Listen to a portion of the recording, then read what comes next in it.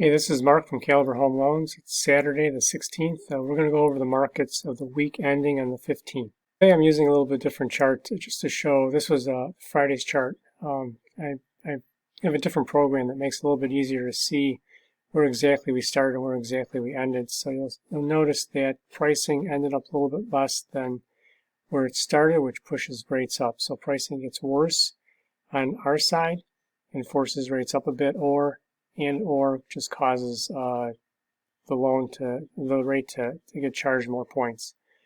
So this week, the Fed slowed down their buying.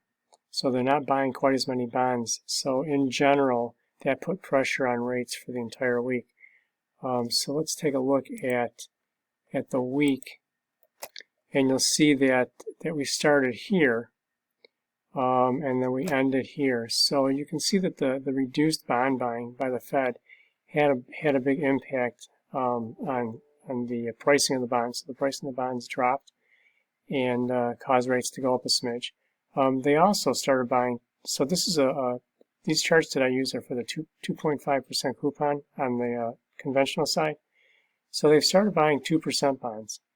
I don't have a chart for that. I'm not quite sure exactly why. Most explanations is that they'd like to see lenders reduce rates, so they're hoping that by stabilizing the 2% coupon, that more lenders will be able to buy into that range and offer lower rates. I'm not sure if that's going to happen right away, but we'll have to see how that plays out in the next week or two. So I'm going to go back to my other chart. So what I want to show is, so the way that this chart works, so this is the last 10 days, and these are called candlesticks. And so if it's red, that means that it opened here, and so the range, this was the range during the day, and it closed down. So you can see that over the last 10 days, there is a general decrease in price, which is pushing rates up. And so if it's green, that means it opened up lower and then closed higher in price. So for us, this gives us a better idea of volatility. And over the last month, you'll see that there's a lot of volatility per day.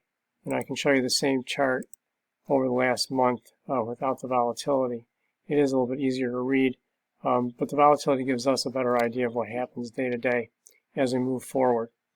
So moving forward to next week, there isn't a lot of news. I mean, the jobless claims comes out on Thursday. That's always a big deal. They've been their predictions every week have been a little bit less than what they've actually come in at.